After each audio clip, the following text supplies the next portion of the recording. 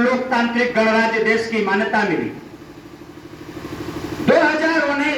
1947 में हमारा देश आजाद तो हो गया, लेकिन देश चलेगा कैसे?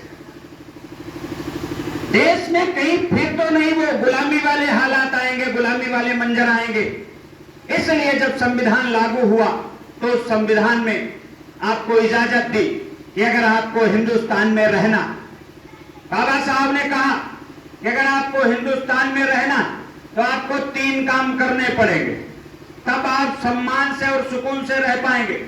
पहला काम तो आपको अपने बच्चों को शिक्षित बनाना होगा।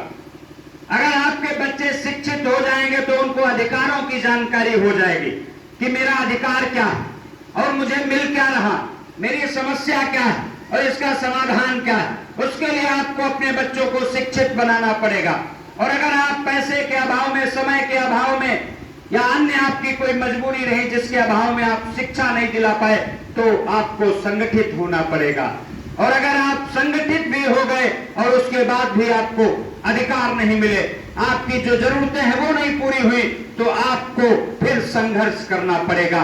ये बाबा साहब भीमराव अंबेडकर ने हमको संविधान में ऐसी जगह दी कि अगर हिंदुस्तान में, एक लोकतांत्रिक देश में, एक स्वतंत्र देश में अगर हमको हमारे अधिकारों से वंचित रखा जाता है तो संवैधानिक तरीके से हम लोग लड़कर के आंदोलन करेंगे और आंदोलन के जरिए संवैधानिक तरीके से हम अपने अधिकारों को पा करके रहेंगे। लेकिन लड़ना किसने सिखाया? स्वर्गीय बाबा चौधरी महेंद्र सिंह टिकैत ने, जिन्होंने बाबा साहब